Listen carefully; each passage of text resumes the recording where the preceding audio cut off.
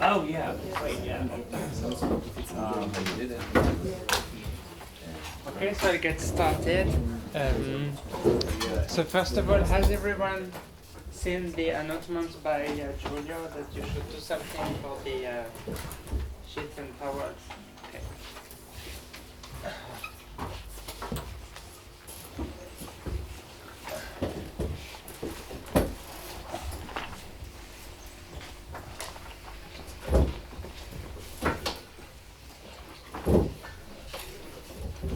Okay, so what we did last time was the following. So I finished the presentation, the very short presentation of the mean field theory of the glass transition. Then by the end of this chapter, I mentioned a few things that come to mind when you think about finite dimensions and try to understand and interpret mean field theory in the context of in the presence of finite dimensional fluctuations. And we saw that there were many problems. First of all, the definition of metastable states. How do you define correlation lengths? And how do you think about activated dynamics in finite dimensions are all open problems that presumably will come back in some of the lectures of Francesco and the seminars of Gilles. So given these problems, then it should come as no surprise that the mean field theory of the glass transition is not yet a widely accepted theory for the glass transitions. And there are entire classes of different approaches to the problem. And so we went into the physics of kinetically constrained models that I motivated a little bit from a physical perspective. Then I introduced a few of those models, the spin models of Fredriksson and Andersen, so the Fredriksson-Andersen models, which were basically defined in terms of non-interacting kinetic defects with kinetic constraints.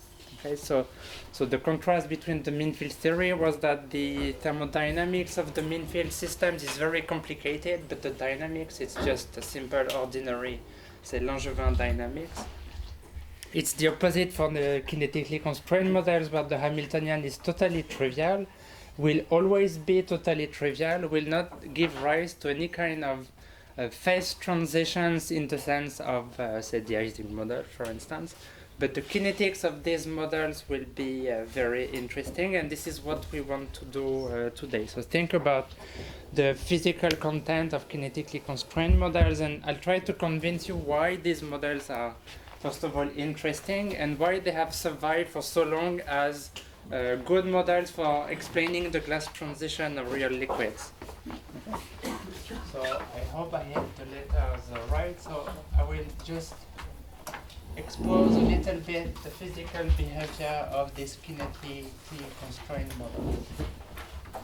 Okay, so I'll start by thinking about the simplest models, make them a little bit more complicated, just to convince you that there is rich physics and interesting statistical mechanics to be made. Okay, so I will start with the simplest case where I consider the one-dimensional FA model with one spin facilitation. Okay, so it means that in this model, the spins will be aligned along a 1D chain. So I should probably put it like this. So that would be space, so you would have sides like this.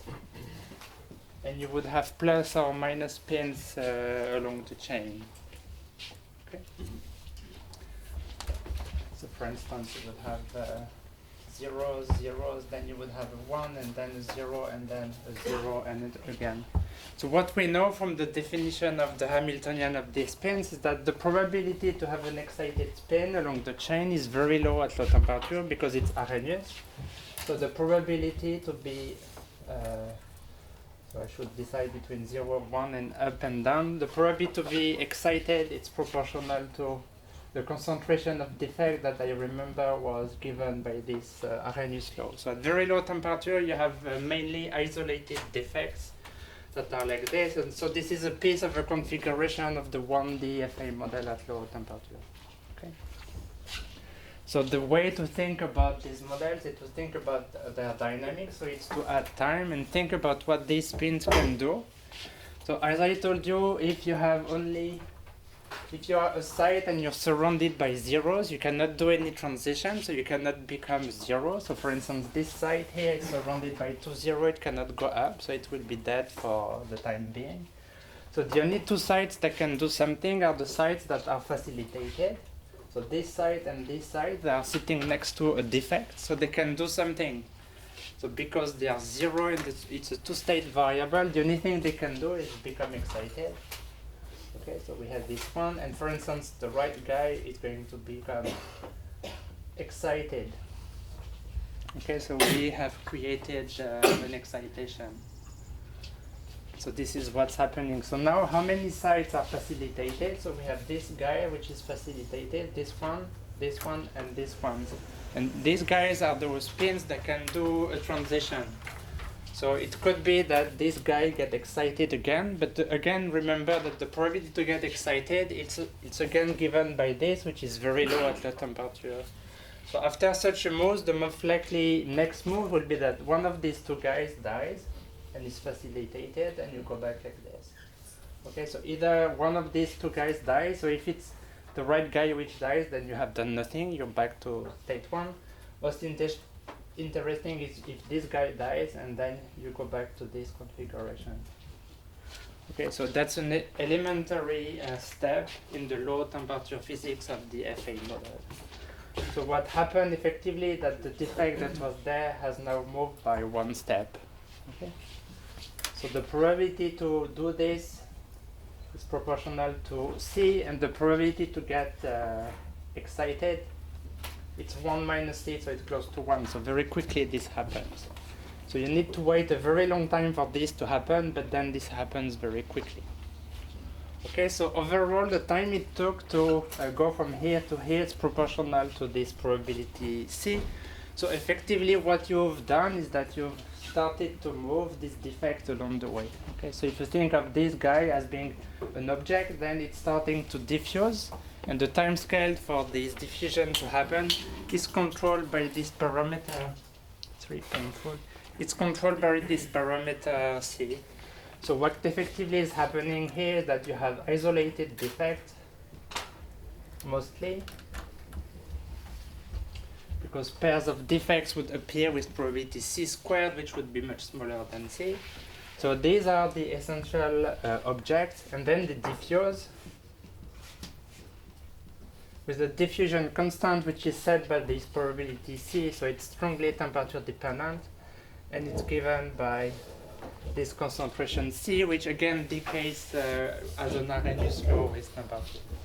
So you have a slow diffusion of these defects. That's the first elementary move that happened there.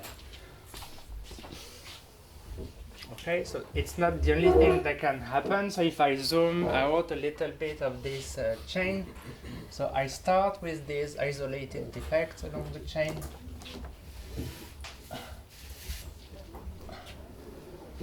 Okay, so these are my isolated defects in space.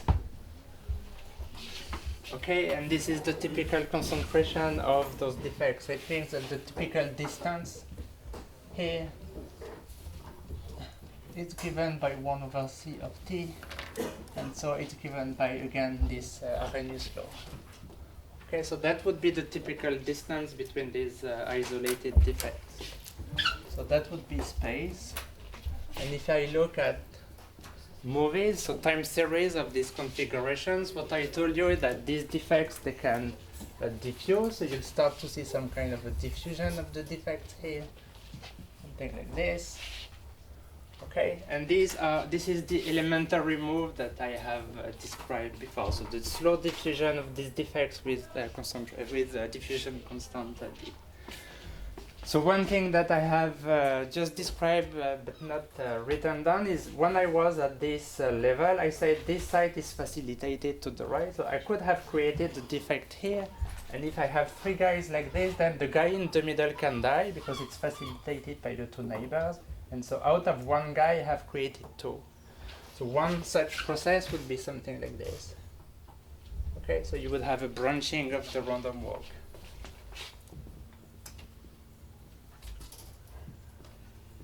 So this is one possible move. And of course, the reverse thing is also possible, that you have two defects that come, then they form this triplet, and then they go back to one.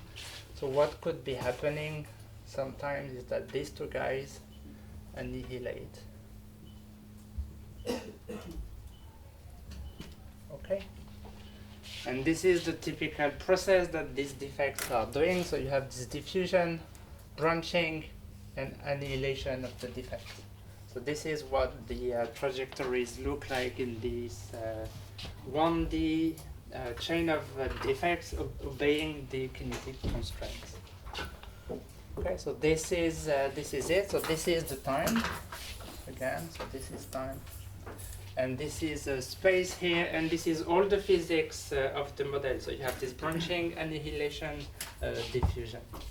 Okay, so if you see these domains in space and time for reasons that are not totally clear,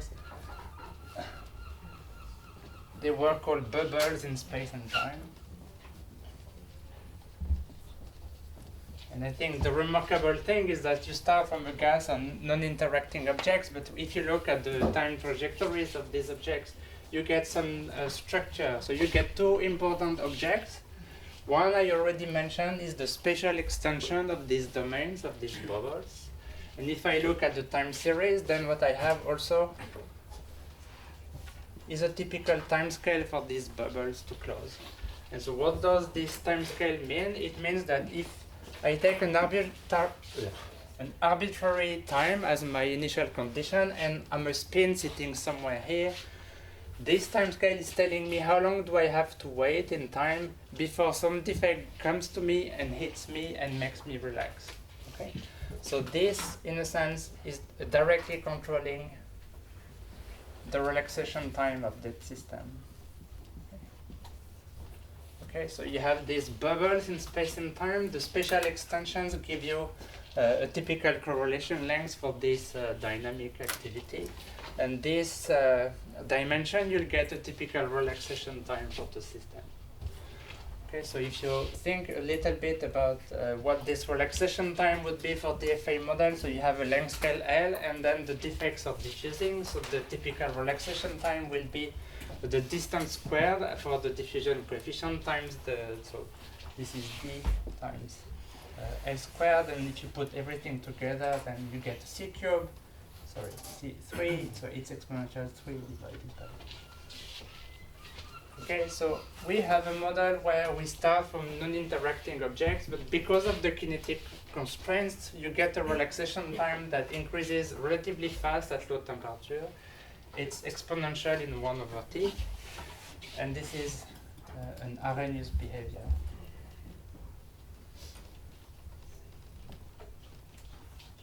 Okay, so it's not yet quite like the description I did for the supercooled liquids approaching the glass transition, where you had super Arrhenius, but you already got something that's interesting.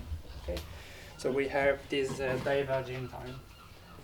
If you think 1 second about the analogy or the empirical model that I described by this guy Glarom in 1960, he said, I imagine that I am a molecule in a 1D system and I wait until a defect comes and hits me. So it's very close to being the very same physics.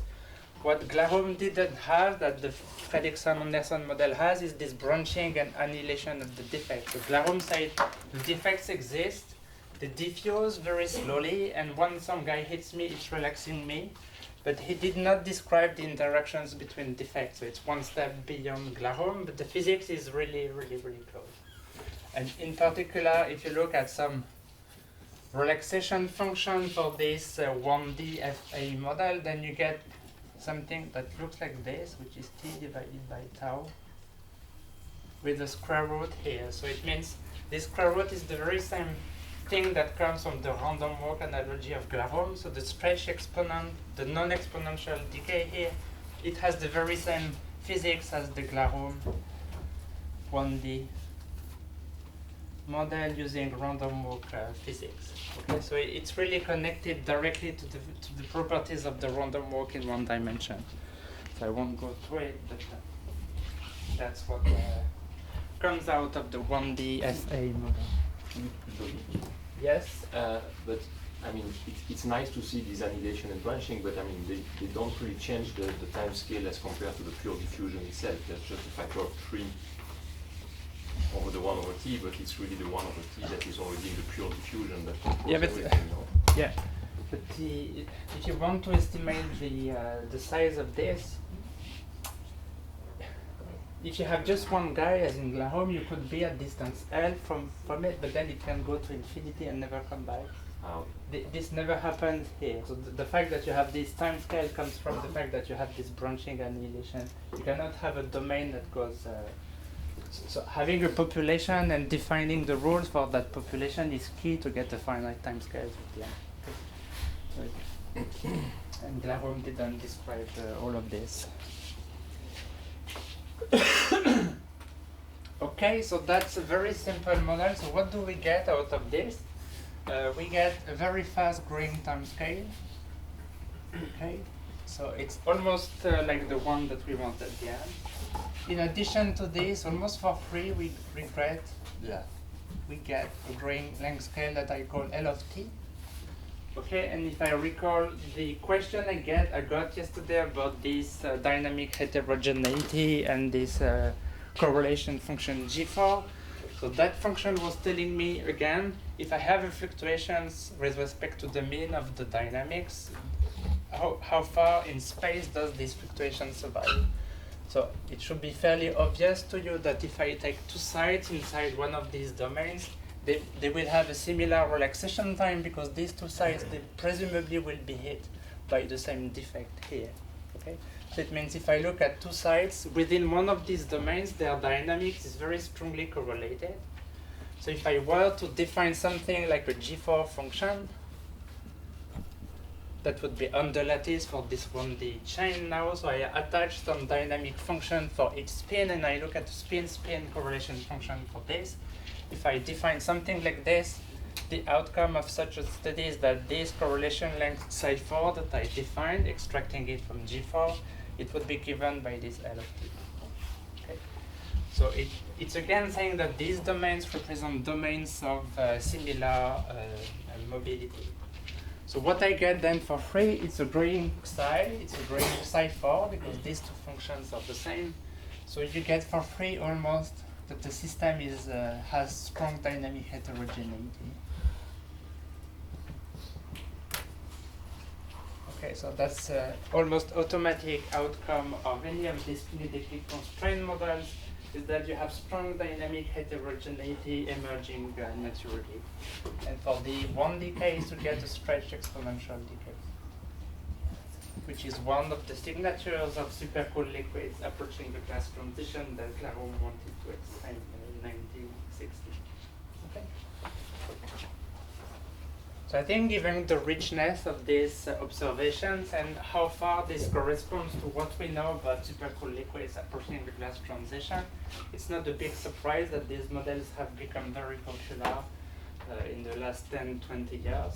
And in particular, they have become popular because they allow direct thinking about dynamic heterogeneities in supercooled liquids at a time where we didn't know so much about what supercooled liquids were doing either experimentally or numerically. In the models, you just do this time series and you see everything and you understand everything at once. So in the context of studies of dynamic heterogeneity, these models have been very useful and popular at the time. Okay, so that's further motivations for the models. So not everything is good. So first of all, if you go to larger dimensions, if you keep the same kinetic rules of one spin is helping you, well, you get essentially still the growing length scale because that's the distance between the defects. The time scale now, it's a bit smaller. It increases as exponential d divided by 2, so it's still Arrhenius, so 3 becomes 2, it's not a big deal. But the relaxation is exponential now. Okay, so it's a simple exponential decay. I think Olivier the other day was asking about what's happening if Lahom goes to larger dimensions, that you kill the stretch exponential decay, which I think was his main goal in his paper. So, okay, something like this. So you fall short a little bit. And maybe one thing that I haven't mentioned too much in the context of dynamic heterogeneity is that if you look at the connection between time and length, which in critical phenomena would correspond to defining a dynamic critical exponent z, say something like this. So we say that essentially the correlation time is diffusive in the correlation length. So this guy, it's a simple exponent, so z it's 2 or 3, I don't know, for this model. So it means the way the correlation lengths are growing and the way the correlation times are growing, it's connected by a power law with a small exponent. So it means that if you think about real liquids, where the relaxation time would increase by 12 orders of magnitude, it means that the corresponding growth of the correlation length, if this were true, would be something like 6 orders of magnitude. So it means the correlation length, if the FA model was describing supercool liquids, would have to grow by orders of magnitude for liquids approaching the glass transition. And I think if it was the case, everybody would know it. We don't see this very large correlation length. So it means the physics here is presumably too simple to capture real dynamic heterogeneity in real liquids. Is this just for one facilitation number or for all facilitation numbers? No, I'm trying to say this is a good model, but it's bad. So I'm trying to say there are other models that are better and better and look more and more like real liquids, including more spin facilitated models. Okay. That's for one.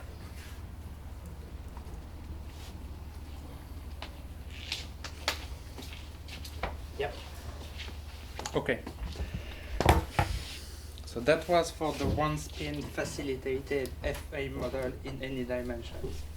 So one problem is really this and the fact that you don't see complex relaxations in larger dimensions.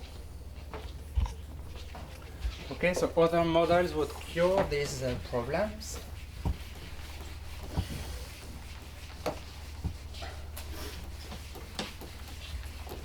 And this is what I'm going to do next.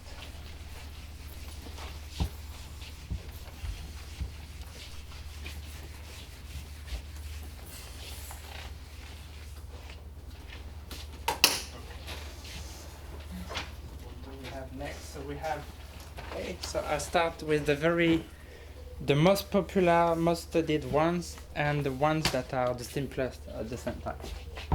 Okay. So do you think that the dynamical phase transitions that have been characterized to that FA model are relevant at all for this? Well, I have a page about this phase transitions after. So let me describe the models, and then I'll come to these phase transitions. And then I'll say something about the relevance of all this. Okay? You're getting ahead of me. Okay, so let's go to the next model, which is the East model. Okay? So East model means that you have now a specific anisotropic direction in the system. So this is still a 1D version of the model, so it's essentially the same physics where you have defects that are sparse like this. But now the rule is slightly different. You say only the spins to my left is going to facilitate me. Okay, so the only side that's facilitated here are the ones that are sitting next to a defect, but the ones that have a defect to the left. Okay, so these guys are the sides that are facilitated because they have a defect to the left. And the difference with the FA model is that the side which is here, it is not facilitated because the defect is to the right. Okay, so it's still one spin facilitation. But only to the one to the left is helping you. Okay. So it's killing 1/2 of the possible transitions. Okay, so we still have this length, which I call L of t, which is the very same because the Hamiltonian is the same, so the thermodynamic behavior is the same. So if I take a picture, it's really the very same typical configurations that I will get. The only thing that will be changing is the dynamics, because the rules are different for how the defects are moving. Okay, so the only thing that this defect can do, it can create excitations to the right, And so the excitations are going to propagate in a non-isotropic manner. Okay? So I won't get into all the details of everything, give you the key results only. So the first naive way that you would have to relax these domains would be to create defects. And this defect would create another one, the defects would create another one until it hits that one, and then you've erased the entire domain. So the naive barrier for this, and the naive energy that you would have to include into the system to relax, it would scale as the number of spins in that domain, which is this L of t. Okay, so people have thought long and hard about this, and the barrier to relaxation, so let me call it B of t naive, if you wish. And of course, the way you can decrease this barrier is by creating defects and annihilating a little bit of defects behind you to leave some kind of holes in between. And if you think a little bit about this, you get that the real barrier for relaxation, or a best barrier for relaxation, it would only scale logarithmically with this size of the domains, which are called differently minus. Okay, so you can find a better path to do this, and it goes logarithmically. It means the barrier is minus log of this concentration C of t, and at low temperature, that would be 1 over t. Okay. So it is much better than in the FA model, because here we have an energy barrier that depends on the temperature. So not surprisingly, if you put this into the relaxation time, very directly you get super Arrhenius behavior.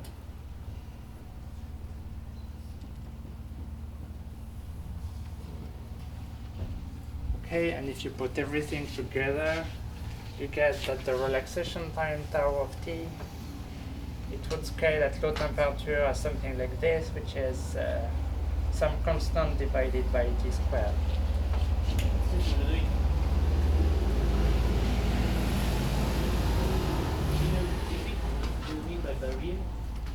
Like how many defects do you have to create in order to relax the domain?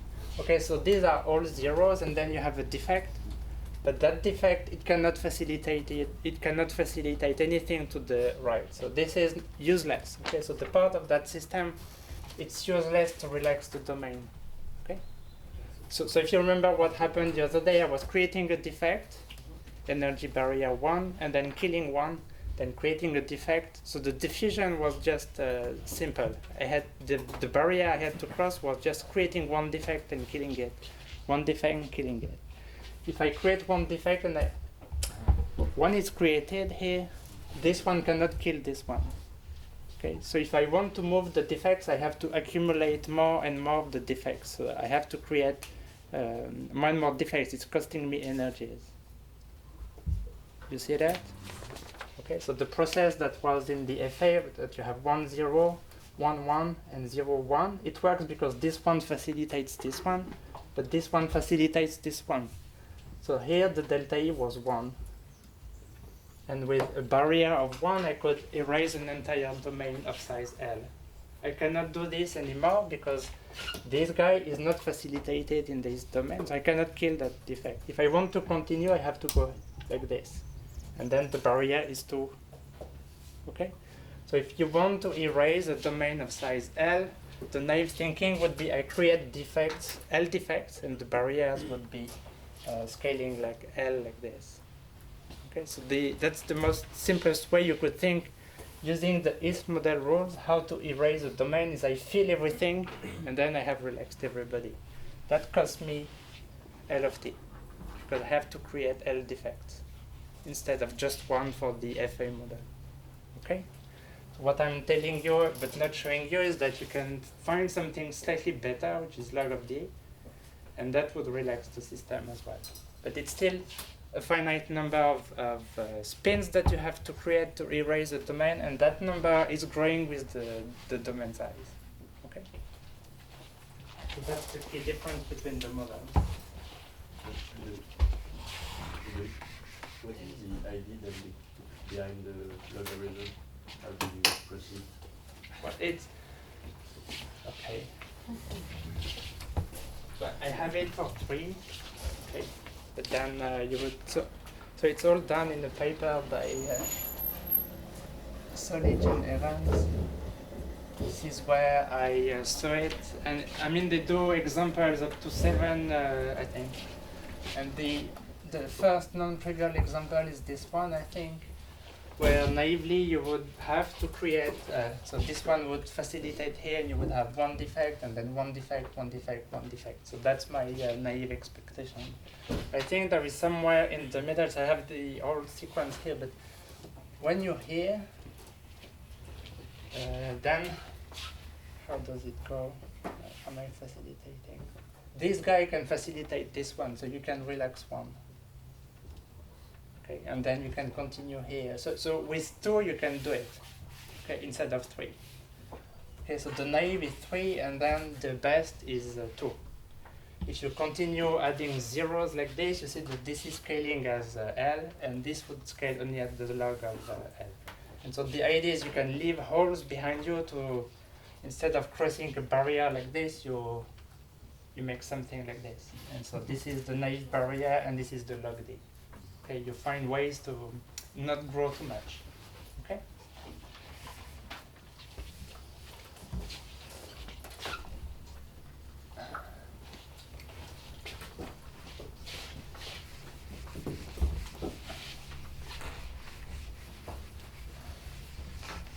Okay, so because you have a barrier that is changing with temperature when you put it into the relaxation time, you find a super harmonious behavior. So it's correcting for this problem that the FA model has, the fact that the relaxation time does not grow similarly to super cool liquids. We do get the super harmonious behavior in the ETH model, which is still a 1D spin model with no interactions at all.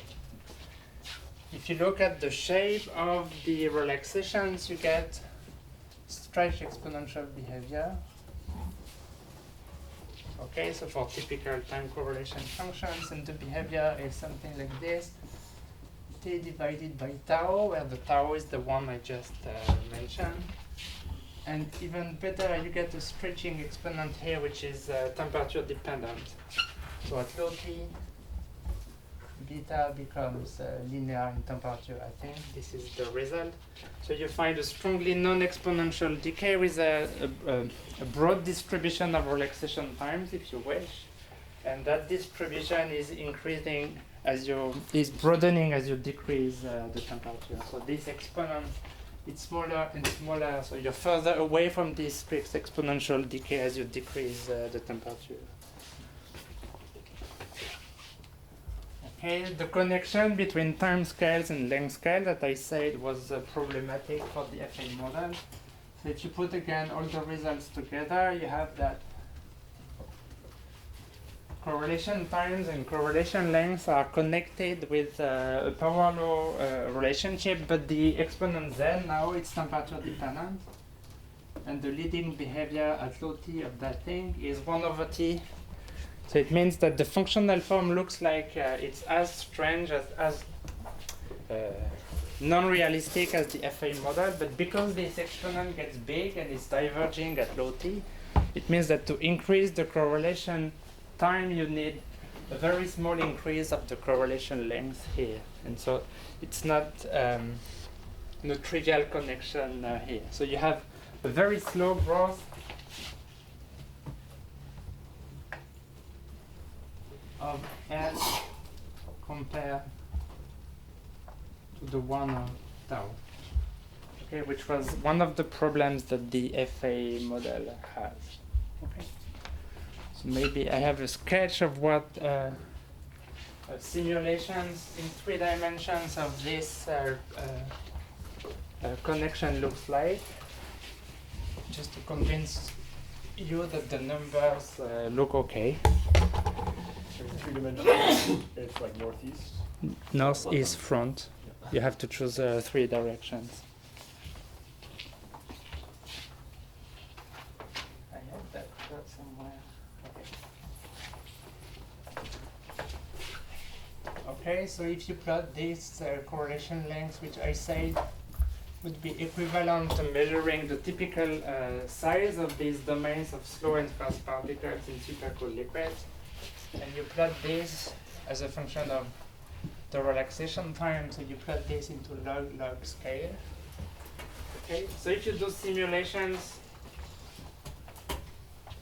over 12 orders of magnitude, as in realistic supercooled liquids of the FA model or the IST model, this is what you get. So you get something that grows like this for the FA model in 3 dimensions. Okay, and this is about 3, 4 orders of magnitude. Okay, so that's supposed to be a straight line in log-log. It's a power law. Sorry. Something like this. Okay, so that would be simulations of the 3D FA model. If you do simulations of the 3D IST model, so which is this, let me call it 3D IST, which is the north-east front that Daniel was mentioning, you get something like this, and this grows here, it's smaller than 1 decade. Okay, so it means that the correlation length, the dynamical correlation length grows by a factor which is between 5 and 10, depending on how you measure things. And that's fairly realistic. In terms, if we compare this to what's known from experiments and simulations about this growth. Yes? And it's curved? And it's curved this time, because it's a power law, but the power law depends on temperature, so it's bending more and more. So at lower temperature, it's growing less and less, and it's bending. Yes, good point. Okay, so this is bending. And if you compare to what's known again to the growth of these dynamic heterogeneities in experiments, it's fairly realistic. Okay, so the stretching is realistic. The connection between time scales and length scales is realistic. And I think I mentioned this in the first lecture, but this law, again, it fits. Lots of experimental data for the correlation time. Okay. So actually in the group of David Chandler and Juan Pegaran, they modified that thing a little bit. They introduced what they call a parabolic fit, by having one more parameter, so it's useful to fit. And they say something like this, and it has become very popular, fitting functions. Sorry, so it's an exponential. Okay, so the one more fitting parameter that they have introduced is this t naught. So when t is very small, this time is large, you can forget about the 1, and you're back to the leading behavior here. It's only at higher temperature that this is helping fitting the data a little bit. And so this T0 here, it's thought as being close to the onset of slow dynamics. So it's helping you fit the beginning of the increase of the relaxation time. And they have a paper where they show that essentially any liquid that you find in the literature where the relaxation time has been measured can be fit to that function. So from the viewpoint of comparing supercooled liquids approaching the class transition to a model, the IST model, surprisingly, is a super good model. It has all the right numbers. And so that's really striking.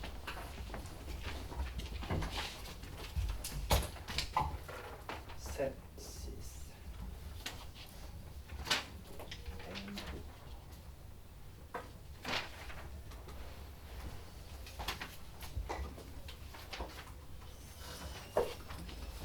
Okay.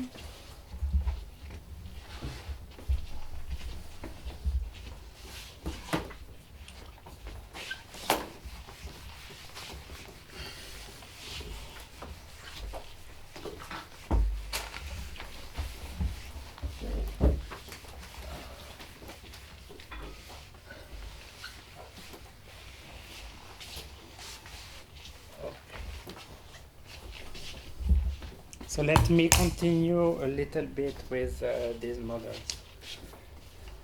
Okay, so I'll try to go to this one. So if you remember when I introduced the Fredrickson-Anderson model, it's not exactly those models that they were studying. I said the most simulations that Fredrickson and Anderson did originally was concerned with the two-spin facilitated model in 2 dimensions.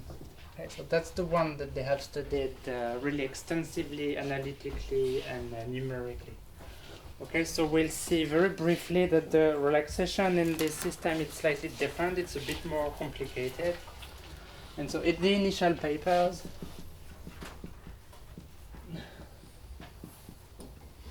there was a hint that there was something like a finite temperature singularity from simulations.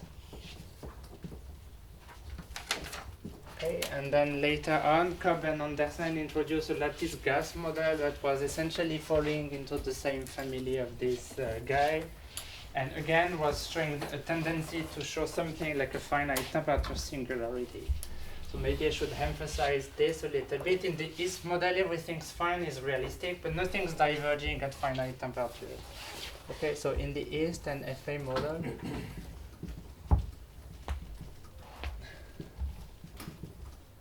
T equals to 0 is really where you have a singularity. Because the FA model is the relaxation time is increasing with an Arrhenius law, so exponential 1 over t, which is becoming infinite when t equals to 0, and the East model is 1 over t squared. So the only point where you have a singularity, a divergence of the correlation times and the correlation lengths, is at t equals to 0. So the possibility to create more complicated models that have a finite temperature singularity, it would make the physics even more interesting, because you could have a kinetic phase transition in the model. Okay? So that's what I want to discuss in a minute. So it took a few years to understand that this was not the case. And again, some of the people in the room have contributed to this. And in the original 2-2 FA model, actually it's the same thing, that t equals to 0 is the only singularity. And I'll show you maybe this. So this is the argument that Giulio and Cristina Toninelli and Daniel Fischer have put together. And they have shown, I think, rigorously that this model has no finite temperature singularity. And many models of the same class behave the same.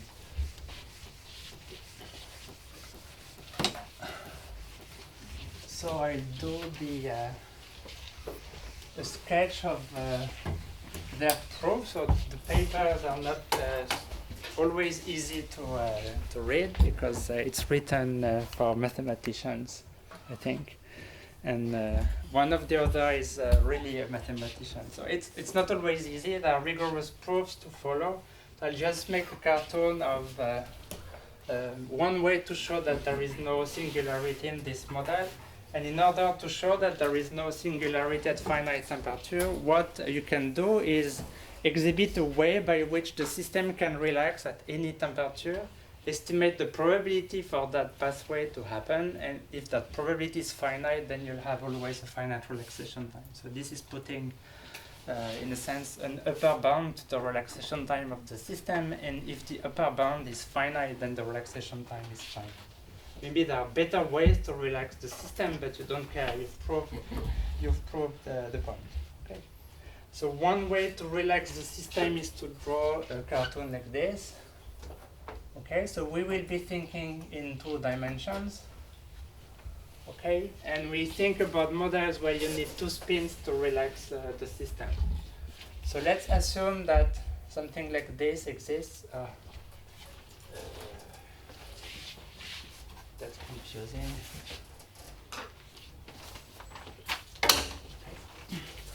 So the sketch goes like this. So we start from the following hypothesis. Let's assume that this square of a linear size d has been relaxed completely. That is, all the spins inside that square, they can be relaxed because you had, say, so many defects inside that you've been able, using the kinetic rules of the system, to relax that square. Okay, so let's suppose square of size d is relaxed. That is, any side inside that square can be relaxed because in that initial configuration you have enough defects to relax. So the question I'm going to ask is, how many defects do you need on the boundaries of that square to go from d to d plus 1, or d plus 2, sorry. And if you think 1 second, if you put something like this, if you put one defect per size of the square, it's enough to relax everything, because you can relax all the sides in that square, so you can put defects everywhere. So it means you can have defects on these entire lines.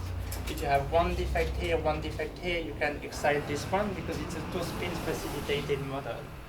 And that's true for all the sides here. You can use the defects here plus that one to relax the entire line of the square here. Okay, and you can apply this to the 4 sides of the square. Okay, so if I suppose this, I can put defects anywhere inside the square, so it's enough to have one defect on the boundary to relax the entire line of defects. No? Everybody is no? Okay, so the kinetic rule for this guy to become, to relax, is that it needs 2 defects nearby. So one I take from the square and the other one I take from the boundary. And so I can excite this one. I can repeat this for the entire line. Okay, so it's enough to have one defect on the boundary of the square to relax that line. So if I have one here, I relax, I relax, I relax. And when everything has been relaxed, then I go to d plus 2. Okay, so that's the essence of the argument, is that if I can relax this, I can relax this one. So what's the probability to have these 4 defects on the size of the square? So it's 1 minus the probability of having nothing on the side of the square. So this probability, P sub d now, that this happen, is 1 minus 1 minus c to the L. And I have 4 sides to the square. Okay, so that's the probability to have only 0 spins on the boundary of size d, because I changed notation. So 1 minus that probability is the probability to have at least 1 spin up on the side. I have at least 1 spin up on the side, and I need this 4 times because I have 4 sides on the square. Okay, so that's the probability that these 4 guys are on the boundary of the square. Okay. And so the probability to relax the system would be simply taking the sum of this from, I don't know, to infinity of this p sub d. Okay. So if this happens at all distances d, then I can relax the small, and then the next one, and then the next one, and then the next one. And if it goes up to infinity, then I can relax the entire system. Okay, so the question is, can we prove that this probability is finite? And we can. If you put all of this, you take this as being exponential 1 over t, and you do the sum, you realize that at large L, you get a geometric series, and so the leading factor here is something like this. Okay, so there are 2 key things in that. The first conclusion is that this is strictly positive for all temperatures. Okay, so as I said again, maybe the system is going to find ways to relax that are much more efficient than this one. But this one is good enough to relax the system, and it happens with strictly finite probability. Okay, so it means that at any temperature there is at least one way to relax that happens.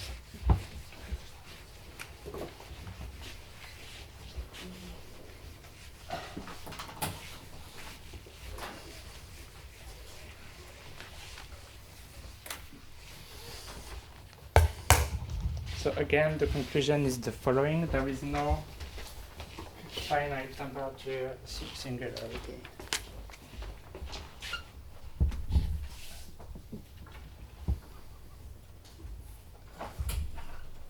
so that's one conclusion. If you look at the behavior of the relaxation time that you would infer from this, it would be this double exponential with some constant that I shouldn't call C, exponential minus 1 over t of divided.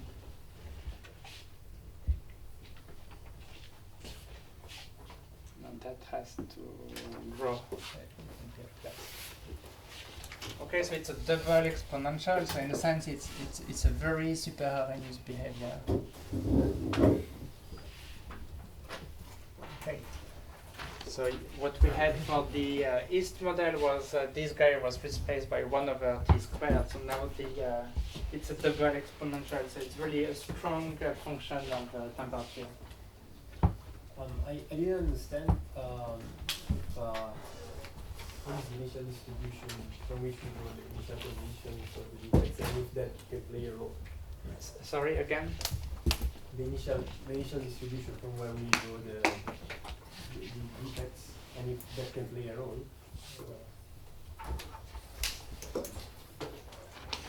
So I think in this argument what I am assuming is that the initial condition is just drawn by the Boltzmann distribution. And remember that the Hamiltonian is the one of an ideal gas. So it means the probability that one side is up is C, and that's it.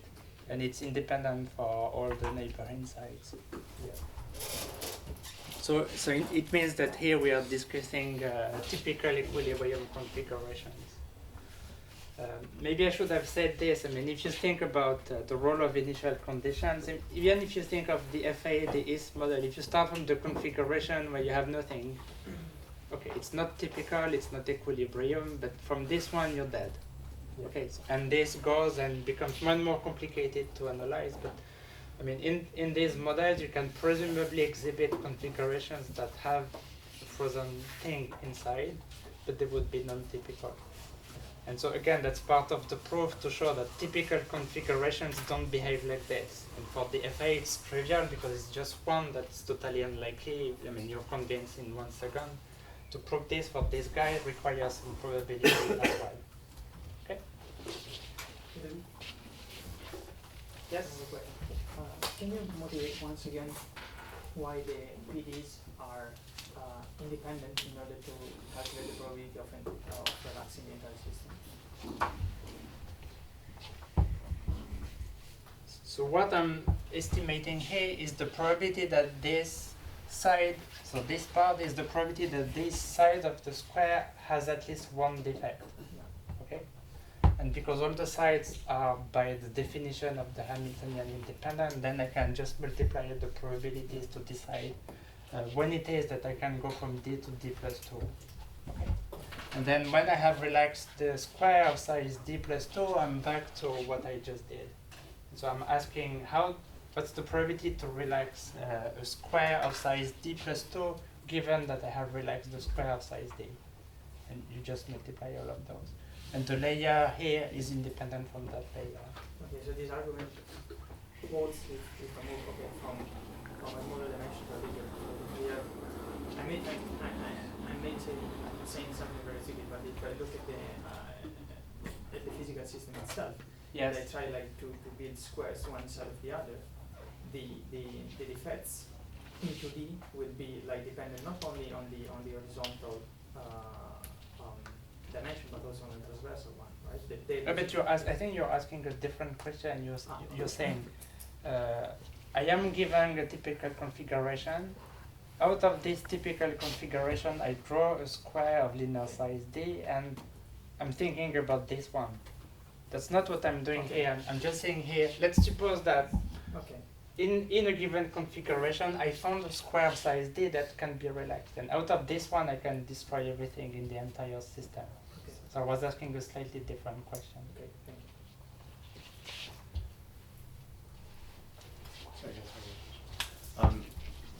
What's the reason? Is there some reason why people were looking for a finite temperature singularity?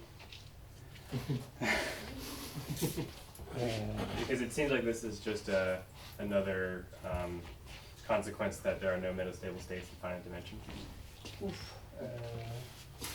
Okay, so the first part first. two reasons. First, I'm motivated in the first lecture that we have data for real liquids, and people are still fighting what's the best fitting form for this. There are fitting forms with singularities, so if you have a theory that has a singularity, maybe you would sort of rationalize these fitting forms. And you have fitting forms without, so it means it's open in the air whether real liquids have or don't have a finite T singularity. So we would like to have models that exhibit one or the other, and we would like to understand those. So that's the glass transition motivation, if you wish. Then you say, okay, I'm doing statistical physics with nice, interesting models, complicated dynamics. I think we all like phase transitions when we do statistical mechanics. So if we have model with a real phase transition in two phases, I think we are a bit more happy. Okay, so that's the motivation. And it means that something is going on, that you have a low temperature phase that has different properties from the high one, so you can start and understand the glass and the liquid and stuff like this, which is what happens. So that's motivations for trying to find models. And I think what we want to do is just understand what's doable. Yeah. Okay, where do we live in the space of models? What is possible? What is a possible outcome of? I take this idea of defects seriously and I construct things that look okay. What type of behavior can I get at the end of the day? Okay. Then the metastable states, it started, I understood, but then I didn't really understand what you meant by, well, it's obvious that you cannot have singularities because metastable states don't exist. That part I don't understand. I'm just saying that the argument that you can always relax, the system always has a finite probability to relax, so they all have finite lifetimes. Mm-hmm. In this model, that seems to be related to all the other models that are infinite dimensions. There are no frozen metastable states. Well, so I have an easy answer because in about 3 minutes I'll show you a model that has a singularity. So that's directly contradicting your argument. Okay. And so maybe let me go into those models and then we talk again about the metastable state, if you will.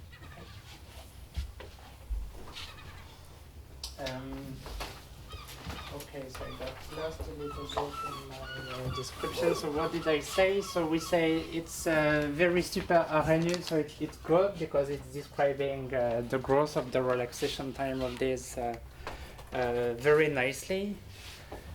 However, I think there is a problem, but it's not, again, if you think of the connection between correlation length and correlation time in these models, I haven't seen lots of numerical data for those, but I think it suffers from the problem of the FA model.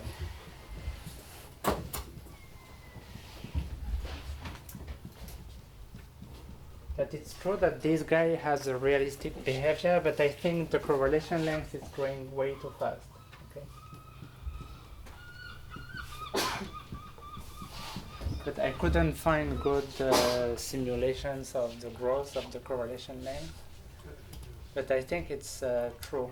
I couldn't find any data anywhere of someone plotting this and measuring carefully the correlation length scale and showing that it grows too fast with the growth of the correlation time. Maybe you thought a little bit, Giulio, at the time, but I couldn't find a good reference. So I think it's true, but maybe you couldn't comment a little bit. Yeah, I think from the theory, this is what one would expect. So if you don't find this by simulation, it's just the asymptotic effect. They don't give you what you expect. So, and then I think there is simulation by Statita and Enzo Marinari that find something similar in the covariance. Okay, and the exponent here would be 2. Yeah, there should be 2. Yes. What is the name?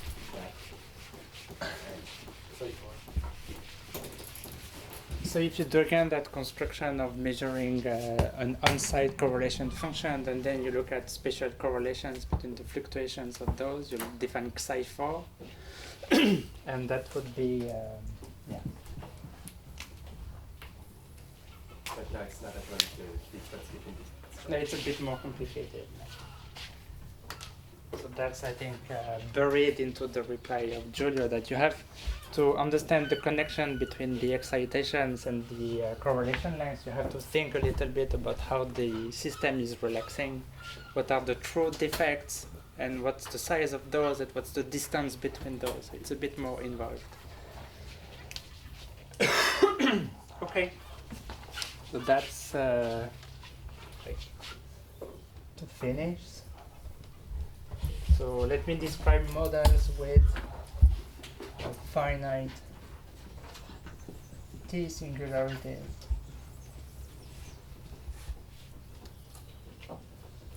Well, so it's very short, I won't do it actually, I will just mention this.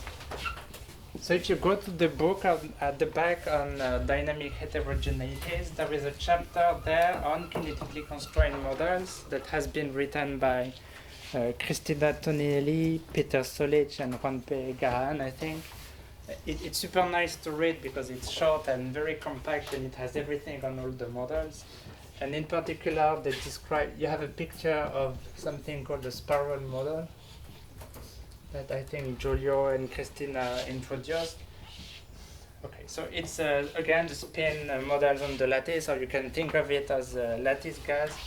And the kinetic constraint is complicated, but you have an entire page, I think, of this chapter describing the. So you go and you open the book at the coffee break. You look for the figure of the spiral model, and you understand why I'm just telling you to go and see it by yourself.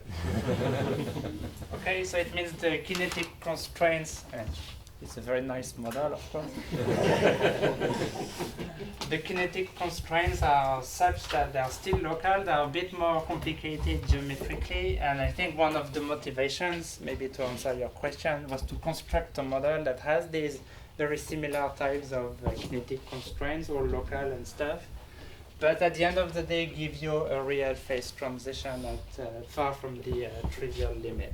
Okay, so if you want more motivations, you can ask Giulio about this. Okay.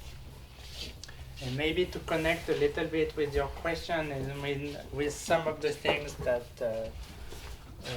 people have discussed before, is you can think of moving away from the square, the cubic lattice, and go to lattices that mimic the mean field limit that Francesco has been discussing all along.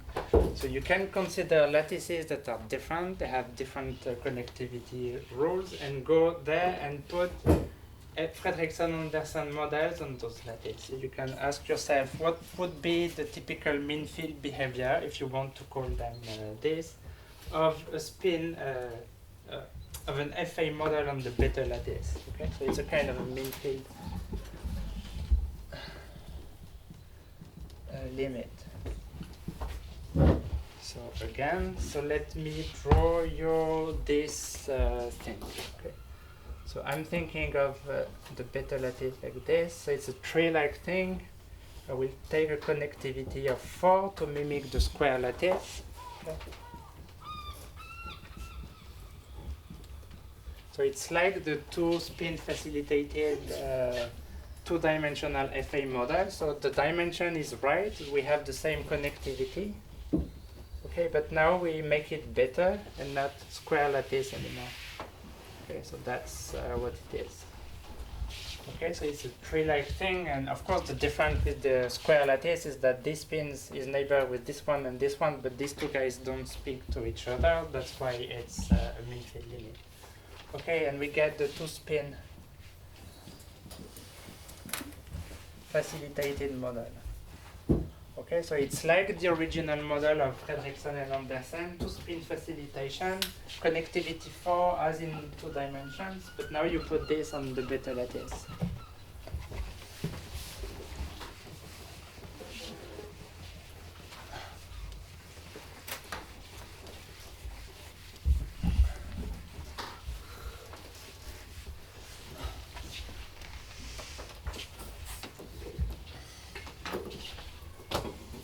Okay, so now the proof that Cristina, Giulio, and I think Mauro Salito have put together is to prove the opposite. You want to prove that a phase transition can arise in this limit. Okay, so we want to show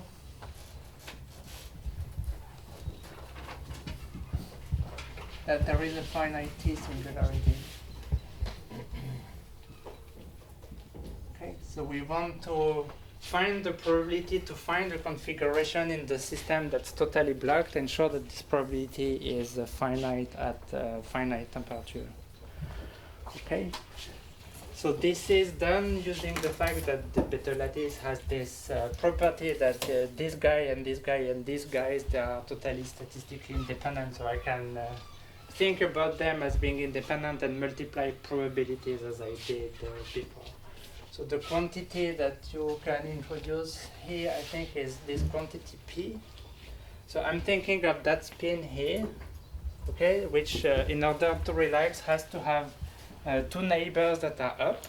And if it has two neighbors that are up, so that's the two-spin facilitation, it can do something. It will be facilitated by two neighbors. Okay, and so the quantity P that I need to introduce is thinking about this guy.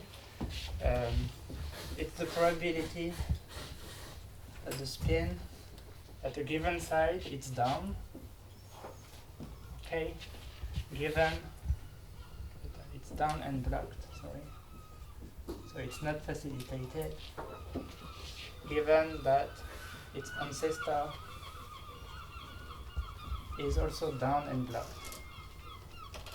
Okay. So that's the definition of the probability.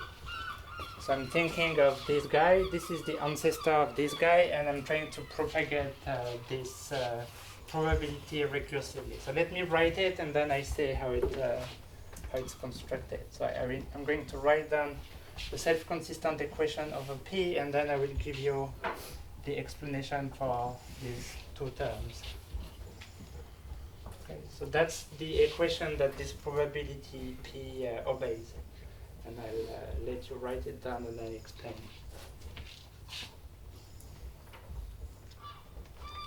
Okay. So we are thinking about this spin, and so we are looking for this probability P for that spin. And so we look at P for this spin given that that spin is down and blocked. Okay. So we are trying to define the probability that the spin that I'm considering is also down and blocked, so it has to be down. So that's the probability here. So the spin is down, so that's the part of the probability that's totally trivial. Okay.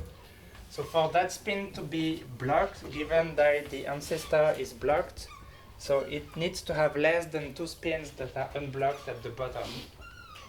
So that happens in two different cases. If the three guys here are totally blocked, that's probability P cubed, then these spins will be blocked. And then I can allow one spin to be unblocked, but I need to block the two other spins. I have one spin that is unblocked, the two other spins are blocked, and I have three possibilities to choose from. Okay. So this is the spins below are all blocked. Okay, and here it's one spin is unblocked. Okay, so that's the probability that the spin here will be down and blocked. I can only allow for one guy to be unblocked. Okay, and the fact that I can use the same P for everybody comes from the beta lattice structure where you neglect all kinds of correlation. Okay, so if I can show that this guy is positive, it means that then I have a finite probability to be completely blocked.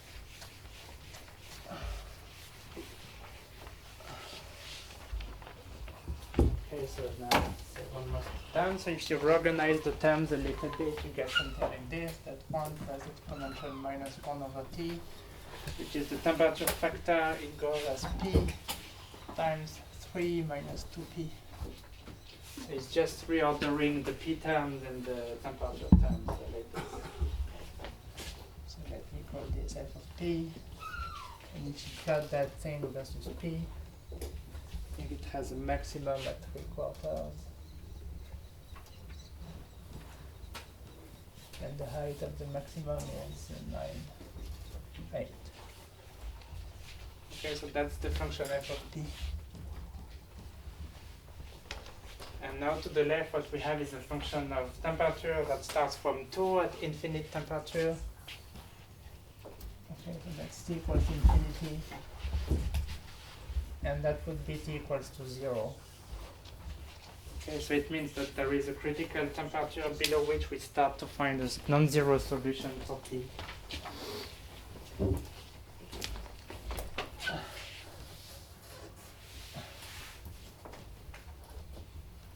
We call it T dynamical.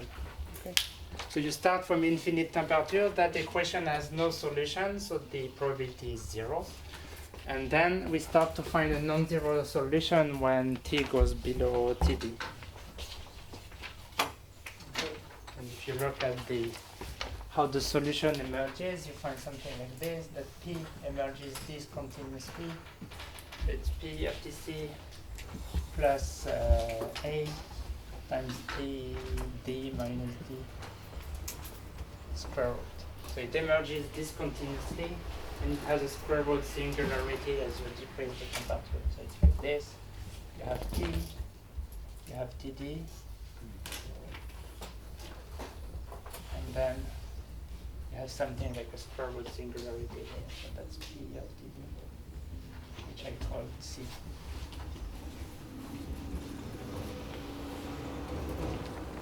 Okay, so it means that below TD, there is a fraction of the spins that are totally frozen. And they have done computer simulations of this, okay, from simulations on the lattice. If you look at presumably a spin correlation function or something like this, that would be the relaxation of this system versus log of the time, you find something like this, a function correlation that's exponential, then that develops plateau, with a plateau that increases, and at TD, the system is blocked.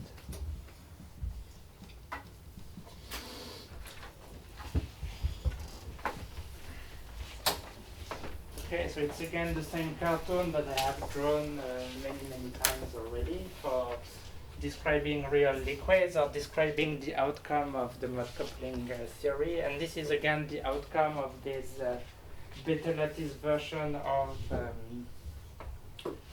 the two-spin facilitating model. So it has the flavor of the mode coupling transition, the dynamical transition that I've described for the P-spin, that Francesco described for infinite dimensions in particle models. You find it again in spin facilitated models. So there is one limit where the dynamics of hard spheres in large dimensions and spin facilitated model looks very much the same.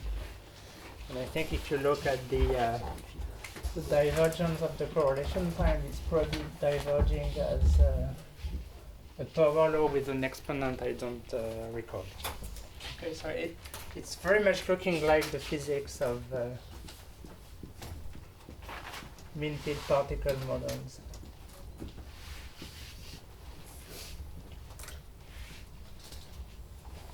Which I think we like, because then I started to motivate the KCM by saying we take a totally opposite view to the physics, and at the end of the day, in some limits, we get back very similar results. So it's raising interesting questions, I think. I'll leave you with that. Okay, because I want to finish what I have to say about plaquette models to answer finally the question that was already asked 3 times. And maybe that will answer the question. So what about plaquette models that were mentioned several times? So instead of describing them in full details, I'll give you one example, and I ask you to believe me that there are many more models like this. Okay, so we take a model on the square lattice again. Okay, so this is the square lattice in 2 dimensions. So we have one spin which is plus or minus 1 on each side. So for now it's looking like the any kind of Ising model. And the thing here is to introduce interactions in my Hamiltonian that are not trivial.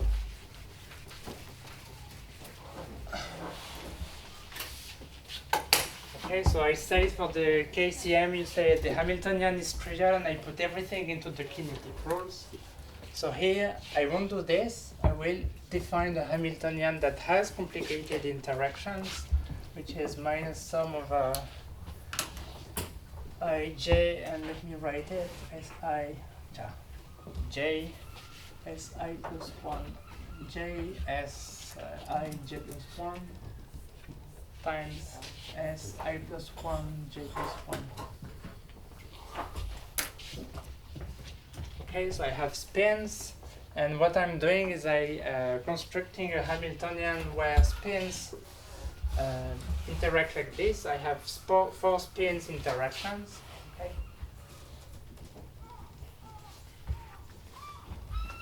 So if you wish, it's a phase spin model with p equals to 4, where I have this product of 4 spins, but the 4 spins are not randomly.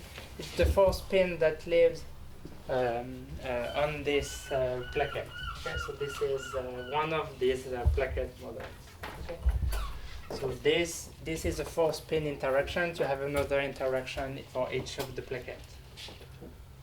Okay, and the in a sense the magic or the miracle, but it's not a miracle, is that if you say that you call Pij the product of these 4 spins around the plaquette, okay, so that this quantity here you call it Pij.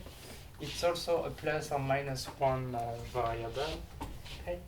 And then, almost by construction, this Hamiltonian you can rewrite as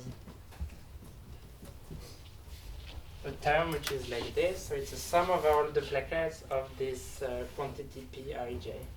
So Pij is a plus and minus 1 variable, and the Hamiltonian is such that you want to have a small number of minus 1 plaquettes.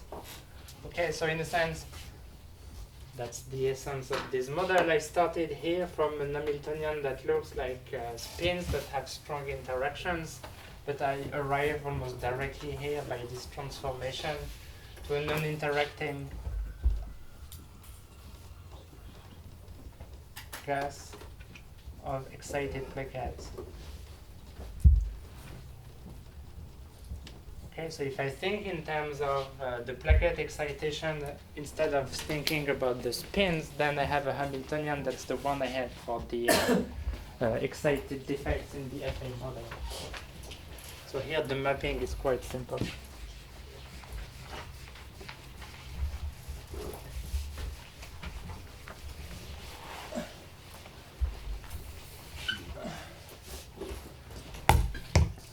Okay. So it means the thermodynamics is again relatively simple. Okay, so we have to think about the dynamics. So what about the dynamics? The dynamics, we take it simple as well. So we say it's a single spin flip. And it's important to emphasize, without any kinetic constraint, of course. Okay. So I recap, we have a model of spins. The spins, they have these very complicated interactions, but the dynamics of the spins is just single spin flip without any constraints, I think. And what I would like to show you is that by thinking about what the dynamics is doing and thinking about this Hamiltonian, the system effectively behaves as a gas of non-interacting defects, and the constraints are going to emerge because I'm thinking about what the defects are doing dynamically. Pierre? You say that they're non-interacting, but they overlap, right? What do you mean, they overlap? Like one spin is part of several different plaquettes. Yeah, so that's how the kinetic constraints emerge. But if I think about the excitation, again, if I want to prepare t equals to 0 configurations to launch my simulations at temperature T, I just have to put excited plaquettes at random with the right probability. And that's the Hamiltonian. Okay, How you generate that configuration is not trivial. What? Yes, it is. I mean, I just draw an excited plaquette randomly. Yes. You just have to be careful with the Parabolic Fit. But that's all. So let me show you something about the kinetics if I have time. So the concentration of this Pij, it's again this concentration C, which is exponential minus 1 over T. It's the same thermodynamics. And I have cartoons about the picture, the question that I think Pierre was asking. Okay, so let me think about a spin here, which is in the middle. So a spin is belonging to 4 plaquettes, as he was saying. So let's think about a state where we have no excitations at the beginning. Okay, so we start with these 4 plaquettes in a state where they are not excited. So I will spin that flip. I will flip that spin, sorry. And if I do this, then I reverse the state of that spin. And each of these plaquettes that were non-excited, they will become excited plaquettes now. Okay, so by a single spin flip here, I have created 4 defects in the system. Okay, I have 4 excitations here.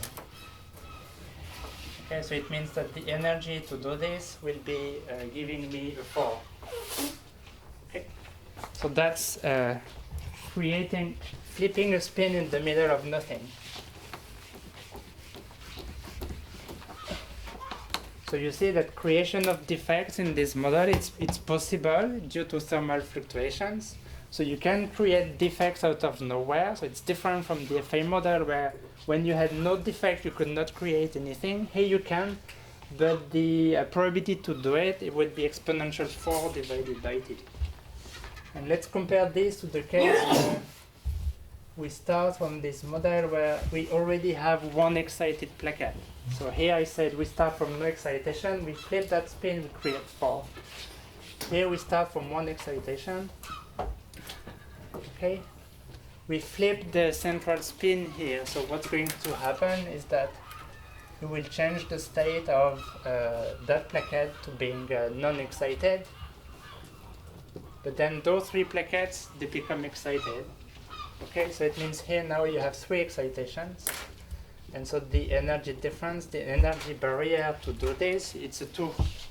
So if you go to very low temperatures, the probability that this happens, it's much larger than the probability that this happens. So this is possible, but it is much less likely than this process. And in a sense, it's the one process that is capturing the idea of dynamic facilitation in the FA model. It means that when you have 1 excitation, then that excitation is going to create more excitations. And this is where the dynamic facilitation, the spin facilitation, is emerging.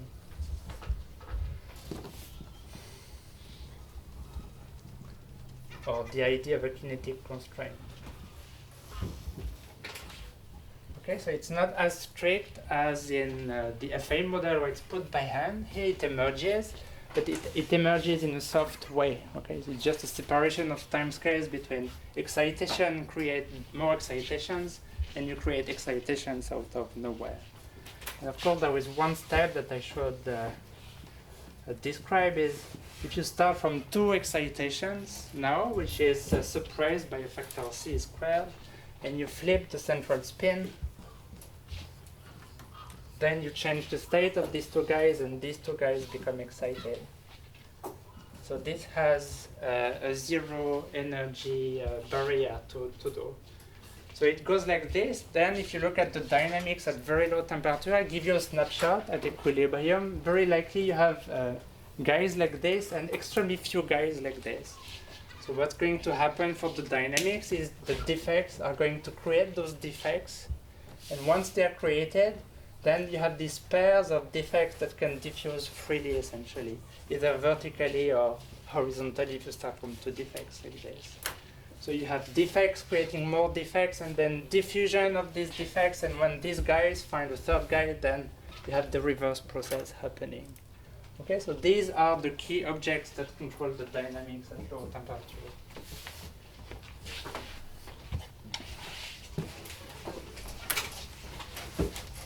And annihilation takes place only through the reverse of the excitation there. Yes, so in a sense what I just said, I do it again. So you have one guy, and this one guy is creating 3. Okay, then these guys okay, can leave one guy behind, and this pair can diffuse freely, very quickly. And then it's going to find a defect at the bottom here, and these 2 guys arrive, and then you have the 3, and then you have this guy which de-excites very quickly. And so you have this defect that has relaxed the entire row between 2 defects. So you have diffusion of the pair, and this is the typical distance between the defects. So that's how you erase everything. One defect with defects, they diffuse and they annihilate. So it's almost the same physics, but you have anisotropy due to the lattice. Okay. So it's very close to the FA model physics. And if you look at the scaling of the time scales and the correlation lengths, it's the same. I mean, if you think about the distances and the diffusion constants and everything, it's again exponential 3 divided by 2. And the length, it's again 1 over. It's the very same physics of the FA model, but the images are a little bit different. Okay, so that's the lesson of the plaquette models. And there is a zoo of such plaquette models. You have plaquette models with the behavior of the IS model. Okay, so there exist many more plaquette models. And some look very much like the IS model with this hierarchical relaxation, these logarithmic barriers, this fragile behavior, stretch exponential and everything. So in a sense, you could think of these triangular plaquette models that look like the IS model as being one layer of justification of this being good models for the class transition. I should stop here, so I take the question. Your argument to neglect this process? Well, I don't. I'm just saying that they are. If this is a slow time scale tau, this is a time scale tau squared. Okay, so when it takes 10 to the 8 for this one to happen, it takes 10 to the 16 for this one. So they happen, but so rarely that I don't need to consider them.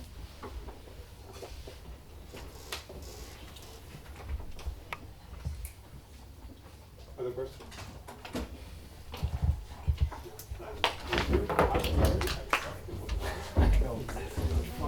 For the KCMs, you've considered only so far the equilibrium dynamics. Yes. How do they reach equilibrium? Well, okay. So there is a part, I think, of this chapter that deals with aging in these systems. Well, how to answer quickly because Gilles wants coffee. It's so one class of protocols that has been studied to death is you do a quench from a high temperature. So you put many defects everywhere with probability 1/2 and you let them relax. So I think you can guess from the cartoons I've drawn how this is going to happen for the FA model. I mean, they will essentially annihilate a little more than being created until you reach the right concentration. And on the way to this, of course, you have slow relaxation, you have interesting aging phenomena. Timescales are long, okay, and the dynamics is heterogeneous, and it takes a long time to reach equilibrium. So if you close your eyes and I give you results from the simulation of a KCM after a quench, it will look like any supercooled liquid. It will have interesting aging behavior that has been studied in detail. No other questions? Thank you.